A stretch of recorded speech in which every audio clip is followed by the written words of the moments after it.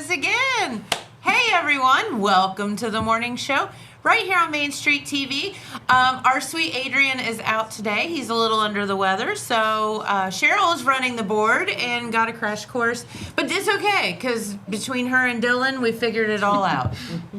I think. Fingers crossed. Fingers crossed, right? Okay. So thank you, Dylan. Appreciate you. All right. So we have some special guests here in the studio, and we're going to find out about a lot of different things today, which are super cool. So first off, we have Olivia and Mandy and Lindsay here, and we're going to be talking about port. Is that correct? Yes. Okay, very good. So we're going to find out all about that. And then our good friend Tammy Osborne Smith is here from Job and Family Services. But we're not really going to talk about that today. We're going to talk about something completely different, sort of. So anywho, it's going to be a really fun show. So get your coffee and have a seat and chill out. And we're going to have a message, and then we'll be back and talk about port. At Vinton County National Bank, we believe in supporting the areas where we live and work. Now, we'd like to honor those who also serve our communities. Our new Community Champions account is especially for first responders, veterans, active military, and anyone employed in the fields of healthcare or education. This account offers rewards, discounts, and other benefits to those who give so much to others. Vinton County National Bank, rewarding those who serve. All right, and we are back. And so, girls, welcome to the show. Thank you. We're so happy to have you here, and thank you for taking time out of your day to come. So, Mandy, tell us a little bit about what is PORT? So the PORT is a post-overdose response team, and what we do is try to go out and visit people who have overdosed within 72 hours and try to link them to treatment or outpatient services, whatever we can do to help them. Okay, and are you here local or? Yeah, it's the Jackson County Port team, so we'll cover Oak Hill, Jackson, and Wellston. So how did this all come to be? When we it's a long story. Yeah, let me start way back. No, that's good. We have time, so go for it. It all started when we had the street safe people. Do you remember those coming into town where they set up with all the drug paraphernalia and teach people about what to look for in their kids' room and stuff like that? So the guys that come down and do that, we got to talking, and they started talking about an overdose fatality review board that was starting all over the state. So we got into that, and we started that, and that the port kind of come out of that. You may hear it as a quick response team. Other counties will call it a quick response team, or a DART team, but ours is port because we're post overdose. So. Okay, very good. And when did you get started? End of 23. Okay. Yeah. So very, very cool. A couple years now. So. Tell us a little bit, I guess, about the services that you offer. And then, girls, we want to talk about with you and kind of talk about your stories. I think it's, kind of interesting to hear from you. So anybody can refer anyone. Like if a family member's concerned, they can call us and it's all anonymous. We're not going to post people's pictures or anything out like, they called the port team. Well, that would be horrible, wouldn't it now? So it is very confidential. So you can call, text, stop in at probation, let them know that you need help, and then we can link you to whether it's outpatient, detox, inpatient rehab, whatever you need, we can link you to it. And I think it's so neat and in the best way possible that with Judge Music, and the drug court and all of that, but I think his vision was to not seek out everybody and throw them all in jail. It was like, let's do anything and everything we can to help folks help themselves. Yeah. And I think that was a great mentality. Yes. I guess, if you will. Okay, so girls, Miss Olivia, you want to start? Tell us a little bit about your story, because you girls are saying that you're in recovery now, and congratulations. That's wonderful. That's amazing, and we're so proud of you. I'm Olivia Queen, and I'm from Wellston, and I ran these streets as a addict, and I have over 3 years clean. I now work for a local treatment facility, TPC Wellness, and I'm just trying to give back what was given freely to me. I wanted to be a part of the Love port that. team. I was somebody who overdosed frequently, and we didn't have that when I was using. There wasn't somebody who concerned, who cared, and was really nice, who would come and offer me these resources. It was just, You're Yeah. kind of. Did you feel alone or on your own? yeah, like I had to try to seek out those resources instead of just, and not knowing how, really. But Okay. Lindsay, tell us about your journey. And then I probably have some specific questions for you girls too, if that's okay. Okay. I've been sober since 2021. In 2023, I think it was, I got hired on at Hopewell as a peer support specialist. I work on the port team, and I am one of the main ones that goes out to offer the resources to people after they overdose. So I kind of give them someone to talk to that's been through it. And then, what else was I going to tell you? I had it all made up in my mind. Hey, that's all right. Yeah. Just keep talking. So really, I just wanted to become a peer support because I know what it's like to be an active addiction and not feel like you have anyone to talk to that understands, and feel like that nobody thinks that you can get sober. So that's my job pretty much on the port team, is to go out and encourage them and let them know that it is possible and that I believe in them and that they can get sober. How important is that? Very important. very. Well, and I think these girls are good examples. They're both moms. Lindsay's got 3 kids. Olivia's got 2, and they both got jobs. So I think it's so good that they're out there, that people can see it's not all about going to jail or going to treatment. It's about surviving. Yeah, and sometimes we hit a fork in the road, and you have that, you don't know which way you're going to go, and sometimes it goes wrong. You pick the wrong fork, and sometimes you don't. And sounds like you girls have gone the right direction. So congratulations. Thank you. Yeah, that's wonderful.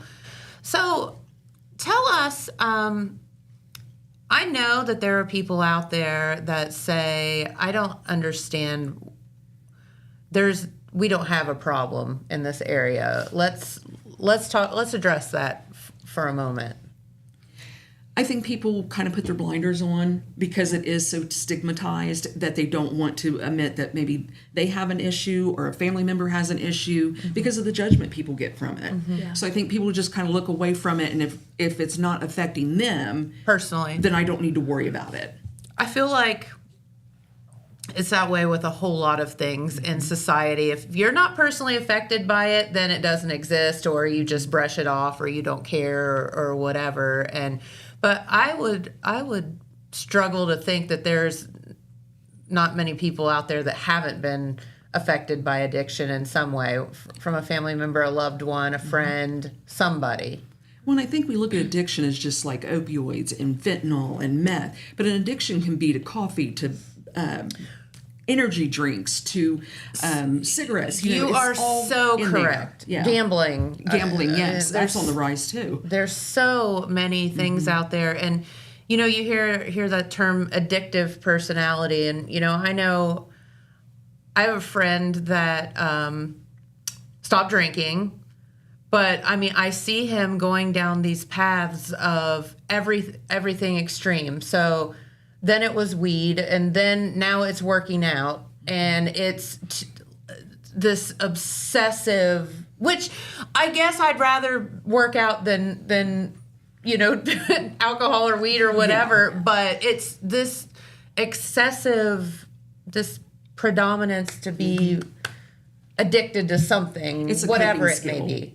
The only way they know how to, and girls, you tell me if I'm wrong, the only way they know how to cope is through those drugs or through that exercise. So when you stop the addiction of the drugs, then they have to find something else to put themselves into. And talking about the gambling, that's what a lot of people are going to now, is gambling.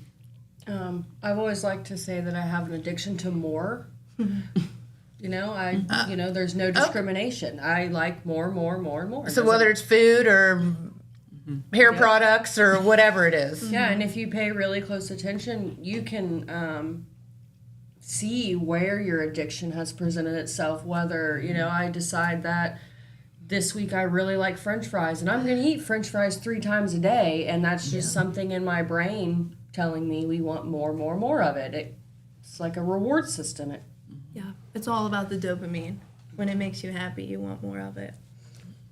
Okay. So is it so how did you girls get clean? How do you get clean? I mean, it just seems impossible to me. I mean, you have to be very strong I would think, to do that. A lot of accountability. When I first got sober, I was getting drug tested every single day. I went to intensive outpatient 3 times a week. I had an open CPS case, so they were drug testing me as well. Which is Child Protective Services. You're Yeah, I was facing losing your second children. child, yeah. Okay. At the time, I only had 2, so yeah.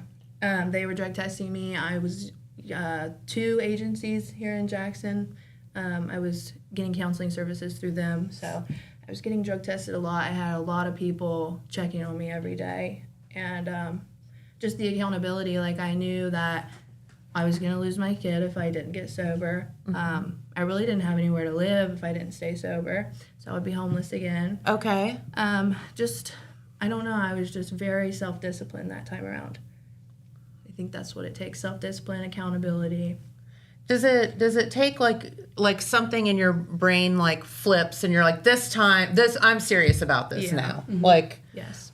I don't know. I know there's statistics about people that go, to rehab and whatever, and it typically is 3 or 4 times before it takes. Yeah, it's Yeah. multiple. I don't. That's probably the worst terminology ever. No, But and there's been people up to 17 times.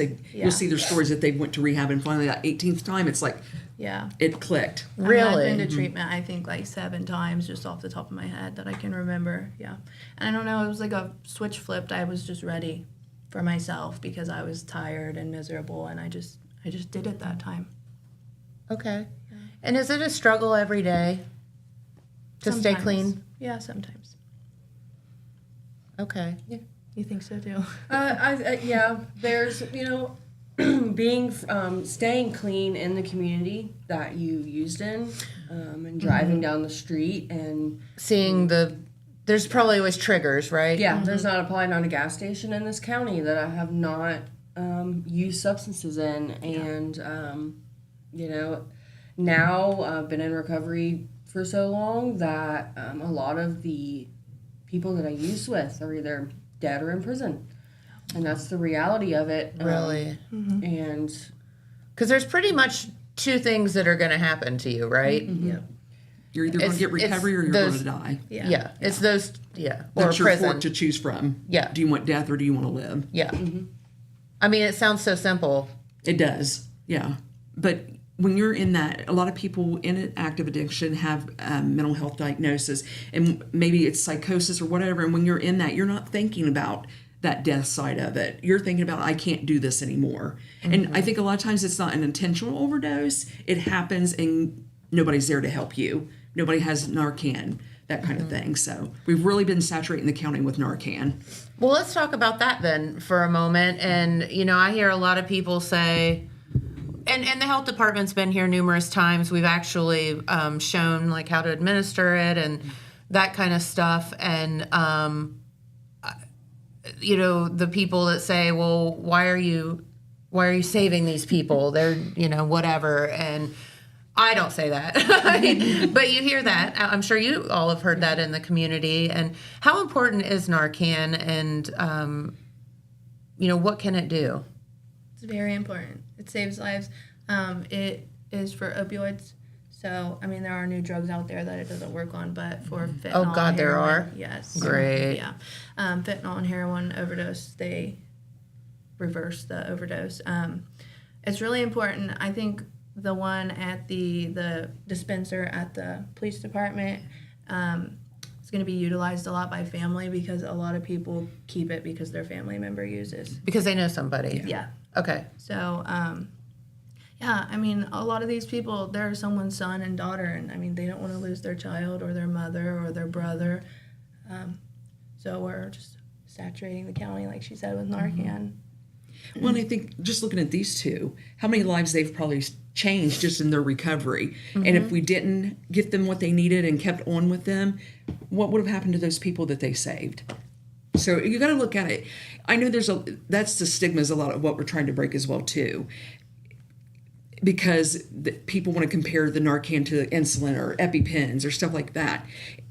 It's not these girls that are in recovery or people in active addictions problem that insulin and stuff like that isn't free. This stuff is being given to them, and I think we need to use it. You never know what that person's going to be. Yeah. Yeah, maybe they cure cancer in a Exactly. year. Yeah. I mean, heck, you never know, right? I've seen something and it says, so I was an addict that was Narcaned, and I had seen something that said, so we don't Narcan the person who in 5 years it may be your child who's sitting in a treatment facility, and if I hadn't been Narcan 5 years ago, I wouldn't be able to share my experience, share the tools and the knowledge that was given to me that got me clean to help them. And doing good. Yeah, doing good. Yeah, because you never know. It can be the star quarterback of the football team. It can be, I've been in treatment with nurses. I've been in treatment with lawyers and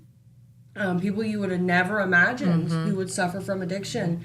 And if we hadn't helped the addicts before us, they wouldn't have been able to save our lives. Yeah. You're right. And Narcan is not just for opioids. In the addiction community, I say it's for grandma that maybe accidentally took too much of her Oxycontin. So I'm glad you brought that up because we did talk about that with the health department. That and I don't mean to interrupt you, you're fine. but that is so true. Of sometimes people have a little dementia or a child gets hold of a pill bottle or something and God forbid takes it.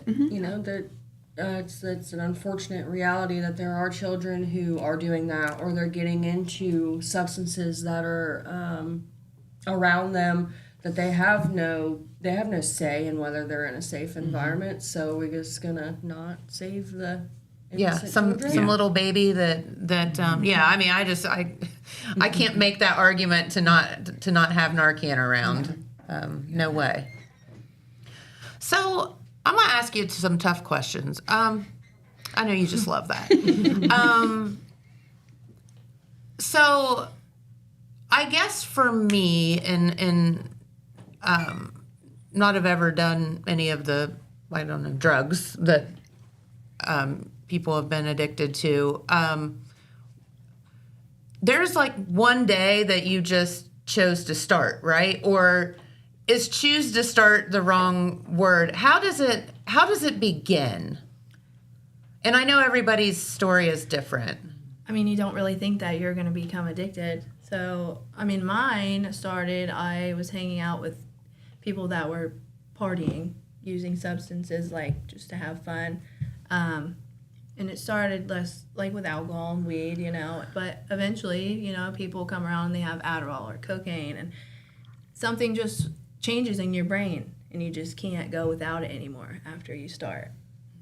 And I just think that's how my addiction started. So like you're thinking, and like I'm just at an innocent party doing what teenagers do. Yeah, it was a choice. I mean, I chose to do the drug, but I obviously did not know, like, hey, in 5 years I'm going to be so addicted I can't. And then it function. escalates to other things. Yes. I assume. Yeah. It's like the same concept of when you're in addiction, a switch has got to be flipped for you to, realize that I want to be clean, my life's worth living. It's just, when we're just young teenagers who, we see everybody else doing it around us and their lives are unmanageable, but there's a switch in our brain that just flips and you just don't, you have no idea going in that it's going to end up Yeah. the way that it ended up. Yep. We're talking about alcohol. You'll see that a lot of things that are legal, people don't have problems with it. But the alcohol addiction in the state of Ohio is horrible. But we all pass by it because it's legal. The only time I can get in trouble if I'm driving and get pulled over. But it's just as bad as the opioid epidemic or the meth use or anything like that. but people kind of want to push that under the rug because a lot of people drink, whether socially or inappropriately. Yeah. So. I mean, I own the brewery in town, so I'm kind of sitting here like, being real hypocritical, but no, we hope that everybody does so responsibly is the whole thing, because it is legal, just Right. don't go to an extreme with it. Okay, well and I mean, I guess there can be addictions of everything. As we talked about, food, Diet Pepsi. sex, whatever. Yeah, Diet Pepsi. Oh, you rebel. Yeah. She's wild. That's right. Getting crazy on her Diet Pepsi. That's right.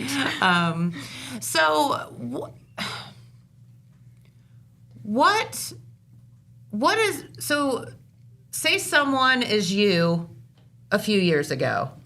What do they do? Where do they start? Like to get clean. I think there's many roads to recovery.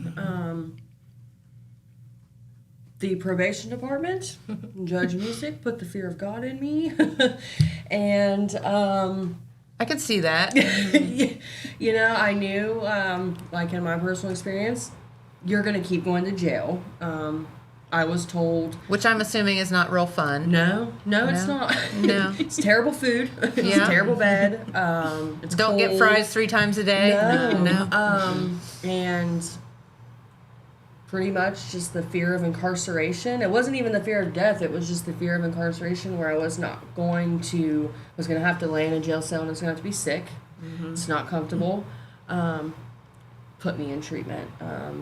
And I think there's a lot of many different reasons why someone will get and stay clean, and that reason can also change throughout your recovery. I got clean because I was scared of going to jail, and while freshly clean, I became pregnant with my first child, and she became my reason. Sure. And Makes then sense. I got, I have a second child, and she became another reason, and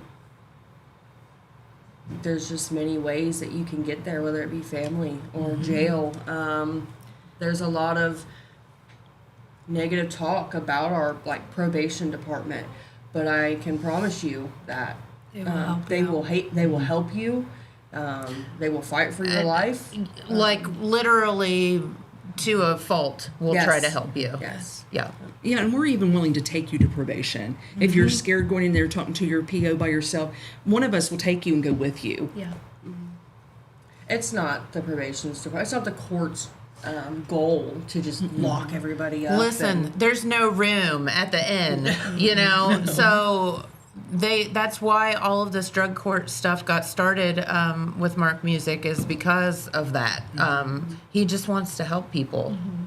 Their goal is also to help you get sober. Yes. That's all they want. They don't want to see you. Like, no offense, they don't want to see you. Their caseloads are big enough. Yeah, like they have enough going on. They don't need anything else.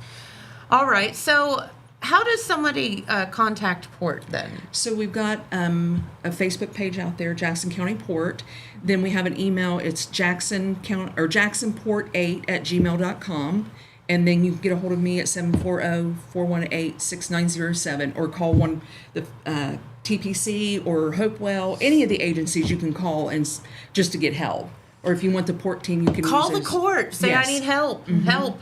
And they'll get you in the right direction. They will. Call the health department. They'll get you in the right Yep. direction. I promise, if you go in there and you tell them I want help, they're not going to put you in jail. No. Yeah. That's the last thing they want to do. Yeah. So, well, good. Thank you for sharing your stories. I know it's not easy, but y'all are doing real good, and we're real I'm proud super of you. proud of them. Yeah. And there are others out there, I assume, just like you, and they're doing good too. So I'm saying thank you for doing good. Y'all are doing great out there. Yeah. And that's very important, that encouragement, that people are noticing they're getting sober, because everybody's yelling at you to get sober, and you get sober and everybody just kind of backs off, and you're like, well, I've done what you wanted to, where are you now? So it's continuing that support even through the recovery part. I mean, don't we? Yeah. I mean, you encourage your dog, you encourage your children, you encourage friends. Like, you should encourage people that have overcome addiction all the time. Yes, totally. They need your support. Of course, that makes total sense. Y'all have any last words before I kick you out of here? No, I'm not kidding. I will never kick you out. Bridge Day. Yeah, we're having a Bridge Day Friday. Ooh, what's that? So Bridge Day is done throughout the whole state of Ohio, and everybody does a little bit different, but what the background of it was building that bridge between law enforcement and the addiction community so that people will be comfortable going to law enforcement and saying, hey, I need help. I don't know where to go. Can you link me to somebody? So we've invited all the area agencies. Johnson Family Services is going to be there. The BMV is going to be there. Wills for Wellness are going to be there. And then if a person comes and they're ready that day, then they've got all these choices of agencies to go to rehab or to get into inpatient or outpatient. So come and join us at Manpower Park, 12 to 5. And that's Saturday? Friday. The 20th, yeah. Okay, very good. Yeah. And will you girls be there? Yes. So you can talk to one of them as well. And I can't imagine that there's anybody that can be more helpful than somebody that's been there and done that. Yeah. And has come out on the other side. That's really cool. Yep. All right. Well, thank you so much for hanging out with us this morning. And thank you for being so transparent with your stories. I think it's very important that people hear them. So, all right. Well, I'll tell you what, we do have another message or two, and then we will be back with Tammy Osborne Smith, and she's going to make like a really cool announcement here. So stay tuned. We'll be right back. From breaking news to heartwarming stories, the Telegram is your ticket to the latest buzz in town. Read your daily dose of local headlines, sports, and entertainment and more, in hand and on paper. Get a print and digital subscription for only $7.95 per month. Delivered fresh every Wednesday and Saturday. Visit thetelegramnews.com or call 740-286-3023 today. Don't just read the news, be a part of it. Saturday, August 16th is Southern Rock Woodstock in the Gallipolis Fairgrounds. This event will feature 3 decades of original artists and legends, such as Leonard Skinner, 38 Special, and Molly Hatchet. In light of this event, Total Media will be giving away 4 VIP tickets. For a chance to win these exclusive passes, comment your favorite Southern Rock song, and our staff will vote on which one is the best. Good luck, and may the best man rock out. All right, and we are back with Tammy, and you are what's your official title? I am officially the Executive Director of Job and Family Services in the Ohio Means Job Center. That's why I had her say it, not me. Yes. And we're actually a quadruple combined agency where we have social and protective services, workforce development, public assistance, and child support there. Just a few things. We do serve about 1 in 3 people in Jackson County. Do you really? So it's great work. I'm very blessed with an amazing team there too. You know, and it was ironic that you all are here together because what they're doing and, you know, what Porta's doing, what you're doing, all of these things tie together. And it's just for the betterment of our community. It is. Is all it is. Amazing, strong, vulnerable women. And I appreciated the message they shared. Yeah, absolutely. And it's not easy. No. Not easy at all. Okay, so you were, I guess, coming in to talk about things that you didn't just mention. Yes. Which is really, really kind of interesting. So I was looking on the board over there, and it said, because they write down who my guest is going to be, and it says something about Jackson Transit something. And I was like, what on earth is that? And they're like, well, Tammy's going to tell you. Yes. So I'll just kind of let you go because this is so neat. We're excited about it. We have actually been working on this project on and off for a couple of years, but very thoroughly since the fall. We've been partnering with a group of professionals from across the community, including our local mobility manager, Lisa Warren. She's amazing. Some business professionals, and the Ohio Department of Transportation connected us with a vendor that has been helping us develop a transportation plan. And, you know, Jennifer, we've been looking at, you know, where do people already go? and where would they go if they had the opportunity to have some additional transportation? And, Okay. Yeah. Fair. Yes. And some of the cool things we found, we've had a couple stakeholder meetings and we had a survey out there for a little bit, thanks to those who completed that. We looked at also cell phone data of like, where are people traveling in Jackson County? And we saw a lot of amazing things. Of course, probably one of the things that come to mind is the most popular route, which is Jackson to Wellston. And as we think about that, you think about our large manufacturing companies where people are going to work. Sure. And traveling, where are they going to after work? You know, the ball fields and things like that, the libraries. And so we've taken that information and been working, again, you know, with this group out of DC and concentrated on what do we want to see for Jackson County? What can this be? And how can we provide transportation not only, you know, by calling up a day or two in advance, but having an actual fixed route here in Jackson County. And we actually have a tentative map of about 30 some bus stops already, and we're hoping that that dream can come to fruition. A lot has to happen between now and then. I would think so, yes. But ideally, we would start here in Jackson and traverse down some of our streets, getting folks to some important places like shopping, pharmacy, the library, stopping right by Belicio Foods, swinging back out to General Mills, and getting folks to work. But starting that as our foundation, but then thinking ahead of where is this going to go? So, okay, so I'm sure that there are people out there like, this ain't the big city, lady. Like, we don't, this is stupid. We do not need this. You can walk anywhere in town, or you can, not really, but, you know, what? This is the craziest idea I've ever heard. So what would you say to that? You know, initially I go, I hear you, but if you are thinking about, you know, maybe I'm just picturing like a young couple. You just get married and you think, wow, we really can't afford 2 car payments. Wouldn't it be nice if I had a transit? So huge. Yes. Have that, you know, have that available. Or some folks, you know, may not have reliable transportation. They may get up in the morning and the car doesn't start. You're like, oh, great. And you find out it's going to be really expensive. And then in the meantime, we could fill in that gap. You know, Job and Family Services already provides transportation through Medicaid transport. But thinking, let's use our experience and knowledge from that and expand that outside and provide folks all throughout Jackson County transportation. We do not want this to be a Jackson County Job and Family Services project. Yes, we're leading it. We have the experience with federal monies, but we want this to be a Jackson County project where we are partners with businesses and stakeholders, social service organizations, so we can actually get people where they need to go.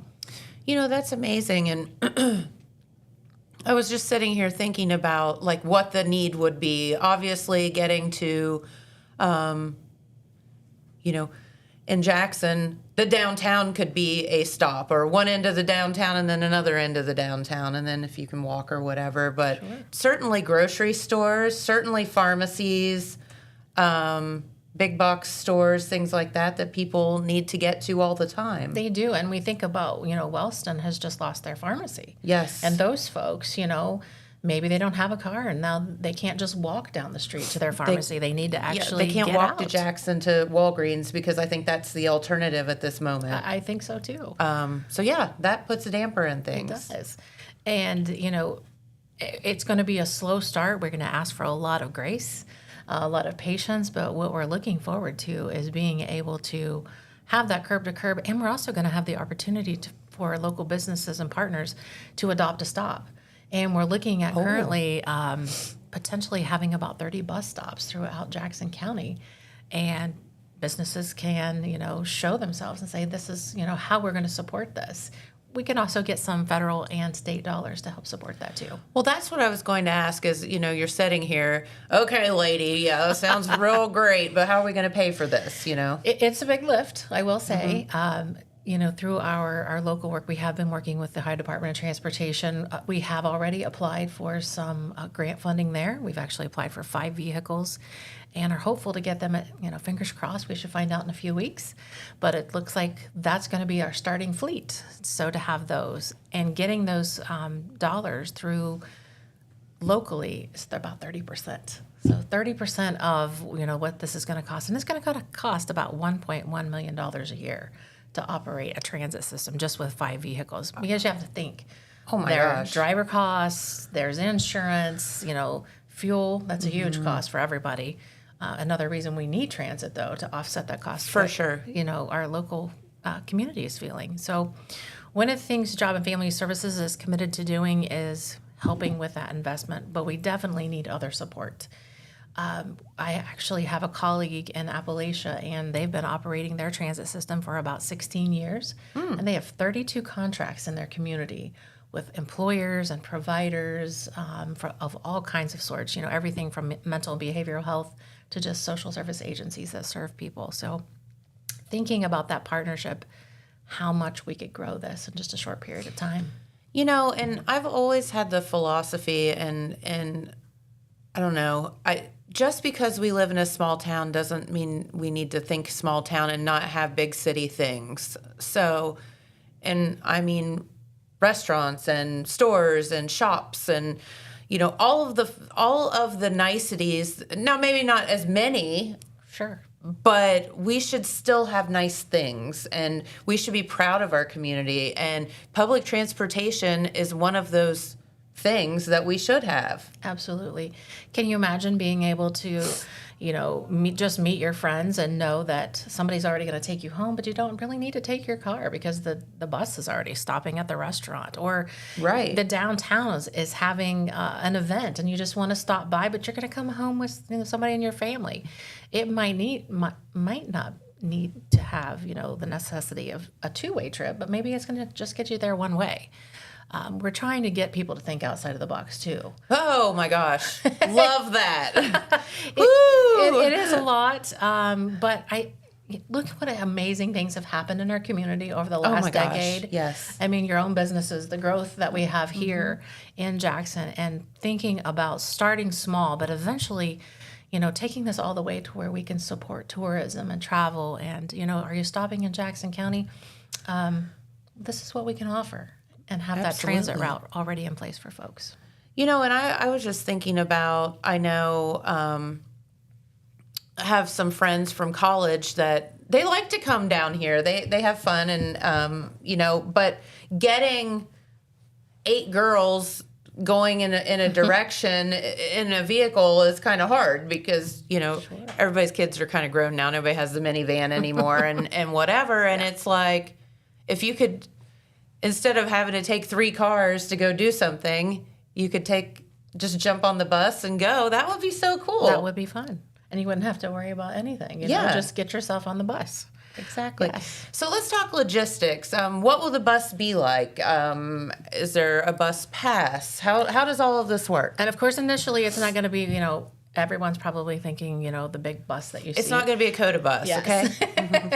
I mean, that would be awesome. That would take up a whole city block. But we will be starting out with modified minivans. Those are the 5 vehicles that we actually have applied for. Okay. And thinking about comfort, it's going to be, comfortable for 4 individuals to be able to just get right in. If you're stopping by to get groceries, have some room in the back for that. Mm-hmm. And, again, if you're stopping and you have somebody that goes to the store with you, well, that person's going to be able to ride along, and the fare is going to be very reasonable. We're thinking probably $3 to $6, depending on where you're going, how far you're traveling. If it's going to be, within the city, it's obviously going to be a lower price. But if you're traveling from one end of the county to the other, then we'll have an adjusted availability for that. And then the good thing about those fares is that employers will be able to purchase passes for employees. That is a really good point. Yes. And, a lot of times folks are struggling to stabilize maybe their income when they first get a new job. Mm-hmm. It takes, 2-3 months to get that regular income. And what we're hopeful for is that employers would take the advantage of saying, you know what, we're going to get some of these tickets, maybe bus passes for the first 30 days until that person gets that Get first you paycheck. started. Yep. Absolutely. Love that. So obviously, I've said this a million times. A good friend of mine told me in business to don't try to reinvent the wheel because you're not smarter than anybody else. Like if it's working, just go with what they're doing. So I assume that you're not reinventing the wheel and that you have gone and checked out similar communities that are doing similar things. Yes. How have you done that? We have actually had a lot of meetings with folks that are already here in Appalachia that know, have a similar community to us. Okay. Similar service area.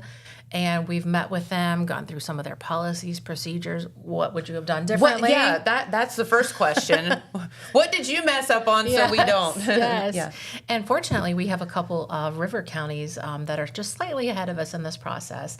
So we're also newly learning from them with the hopes, too, of eventually having a partnership with them so we can expand our area of transport. Can you imagine if you would end up intertwining all of the routes together? That is a hope. We saw through our collection of information that Chillicothe and Gallipolis, two of the most popular places for folks to travel to. So if we could have a partnership with Ross, Chillicothe Transit, if we could have that partnership maybe with Gallia County later on, the opportunities that would provide too and expand new workforce opportunities. Could we get a fun little trolley car like they have in Chillicothe? I'm like, I want to go get on that thing. It's so cute. Yes. Oh my gosh. We definitely want to do something like that. And can you imagine? I think of Pigeon Forge as well. When you're down there, you can take the trolley through. That'll take a little bit of time to get All there. right. Hey, big dreams, big dreams. But who knows where we can be in 5 years. No, you're exactly right. So is this really going to come to fruition? Is this a pipe dream? Where are we at in the process? Like I said, all signs are pointing to yes on the 5 vehicles. And fortunately, ODOT has set up some meetings with us in the month of August. Okay. So we're continuing that move forward and working on our next application, which will be those operation dollars for next year. So as long as we continue with this momentum, I think we're going to be in a great place the same time next year. Okay. But in the meantime, it's time to roll up our sleeves and really put in the work. It's great talking about it, but we know seeing it actually come to a reality here in our community is going to be a little bit of a tough job, but we're up for it. Hey, that's right. It's a challenge. You don't have anything to do. No. She just sits around and eats bonbons all day long. It's fine. I don't know what bonbons are, but I hear don't that know. a lot. I know. I think that's something from A long time when ago. we were growing up, right? Yeah, I don't know. Cheryl, do you know what bonbons are? It's candy. Are they candy? They're like truffles, like chocolate covered Something. candy. Yeah, we sold them at the candy store for a women's club. Oh, the women's club sold it at Christmas time. Well, There we go. we'll have to get them at Christmas That'll be time, our right? celebratory, snack when we do this. You're going to laugh. You're going to see Tammy and I on that bus eating bonbons, and you're going to say why, and it's going to Yes. come all back to this show right here It will. because we have video evidence of it. So what were some of the most surprising, what was the most surprising kind of data, I guess, that you got that maybe you had in your mind this way, but this is really actual? I guess I was surprised that Chillicothe was the number one destination outside. Okay. But then when I think about Adena and the shopping and all the opportunities there, I had expected to see more travel to Athens and places like that. But certainly the inside travel, the route from Jackson to Wellston, very heavy. And I expected to see more of that toward Jackson to Oak Hill, but not quite as many. Okay. So, we're considering that as we start to think about, okay, maybe our first fixed route is just going to be that Jackson-Wellston, and we eventually are able to introduce that opportunity to Oak Hill. Okay. Yeah, and then we have our outlying areas. We certainly don't want to forget the area out in Ray and Colton. We know there's a tremendous need there for people to get in because not a lot of shopping opportunities there in that part of the county. So they're all traveling into to go to Walmart or Kroger or wherever it might be. And that makes total sense as well. You're out driving around sometimes, not even necessarily in our community, but you're like, where do these people go to the store? Yeah. You get out somewhere and you're like, wow. And you think, man, they've got to drive 20 minutes or a half hour to get to a store. And that happens right here in our area. It does. Yeah. You have to be very intentional when you're thinking about, I'm not just going to run to the store for this one thing. Correct. So we hope to help with that too. Yeah, I'm lucky. I live, 5 minutes from Walmart or whatever. I don't have to plan that far ahead. But you have to be really smart about it sometimes. We do. So, what is your, okay, in a perfect world, Okay. what would we, I mean, just throw it out there. What would we be doing? In a perfect world, tomorrow I would have 15 phone calls from people that want to be partners and already saying, where are you going to put my bus stop?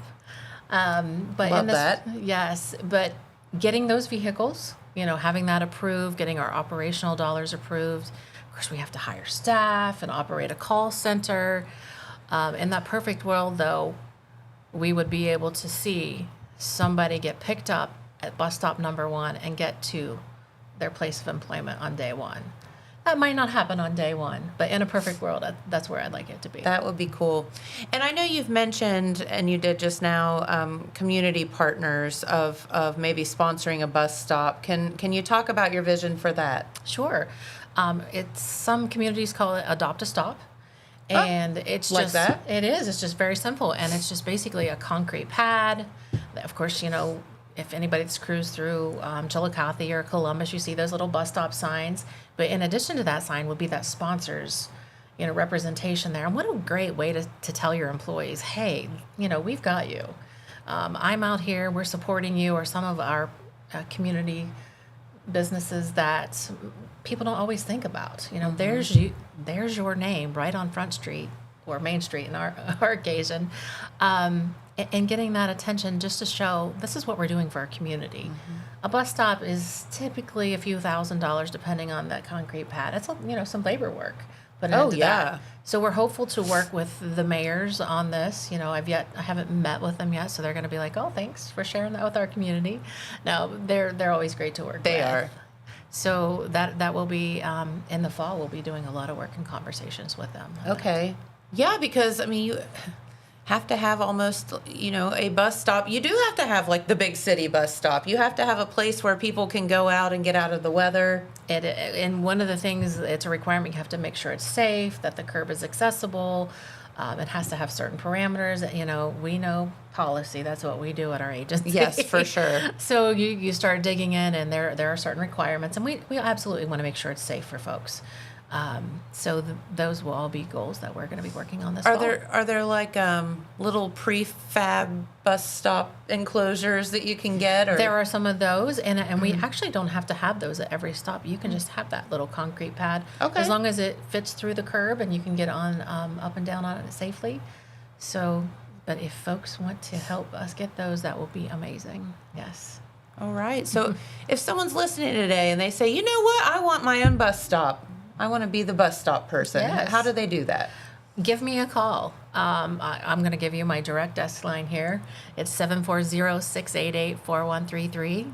The general number at the agency is 286-4181.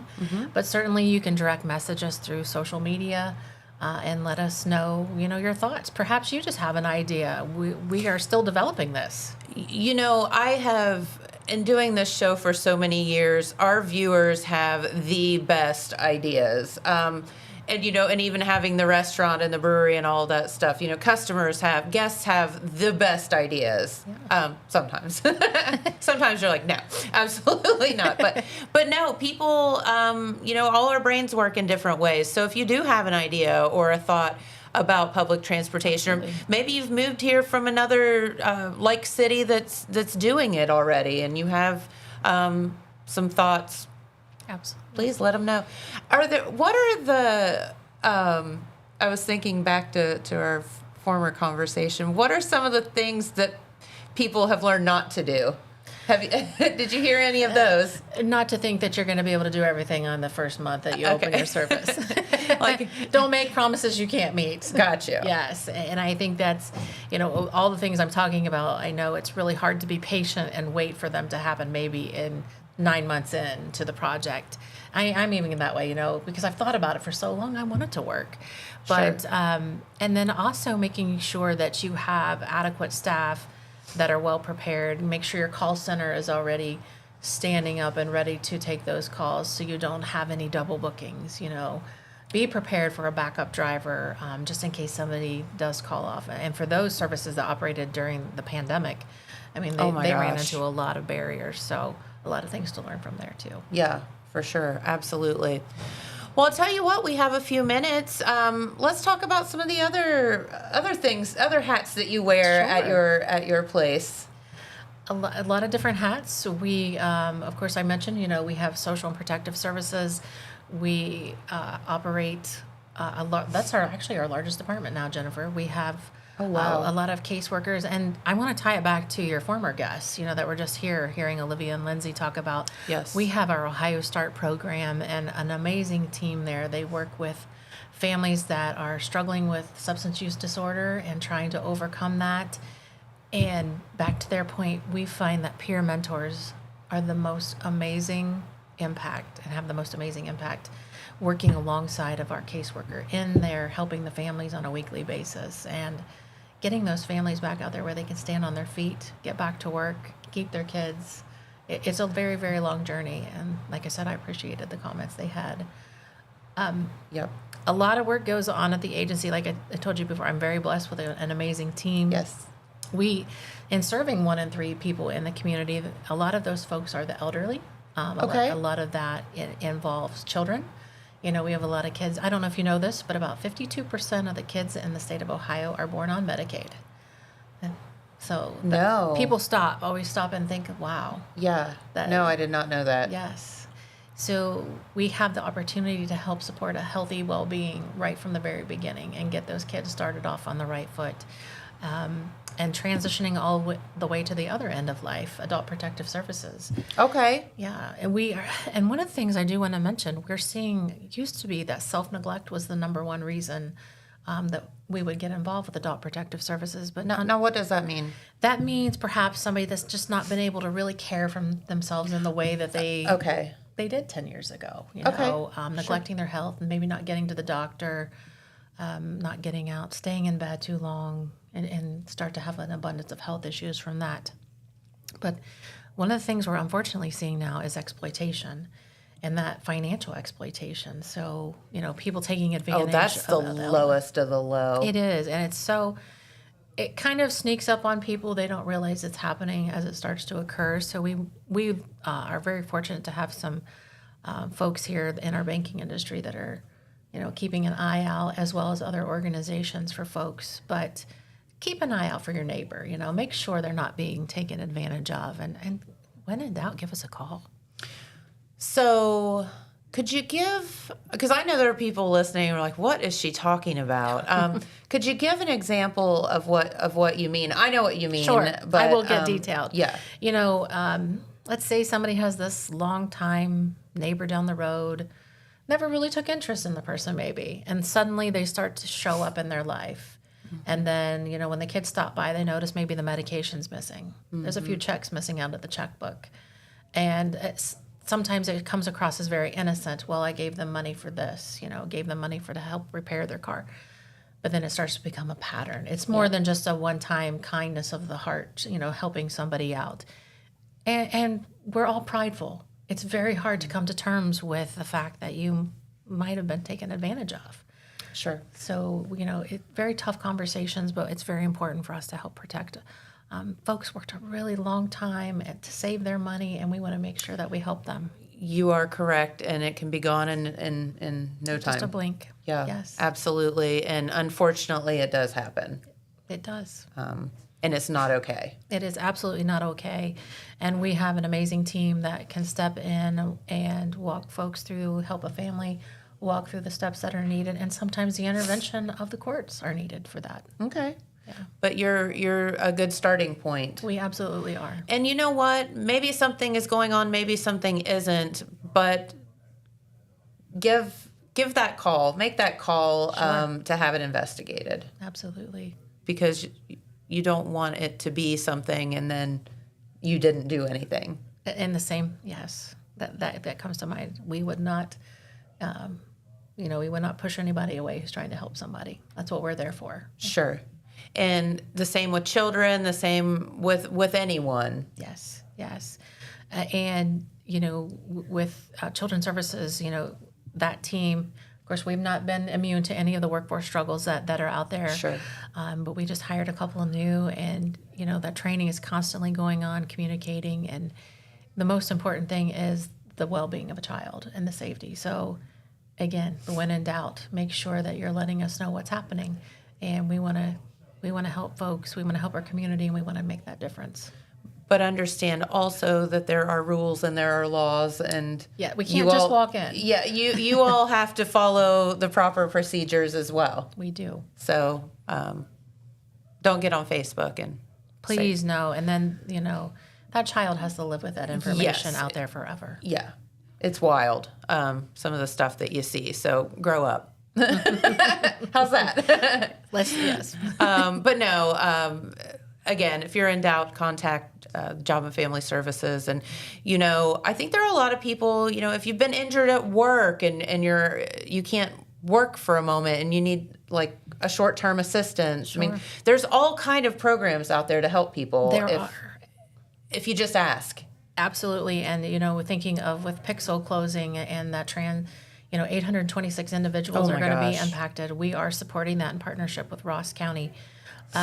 Thinking about, that's life changing. And, we encourage folks not to wait until they hit the bottom, because sometimes don't wait until a second mortgage payment's due or overdue. Come in and see us. We have a lot of programs that can help with rental assistance, can help with, just some of those small bills, the utility. But it makes a huge difference when it helps you get by. It absolutely does, 100%. And that's why you're there. Yes, why we're here.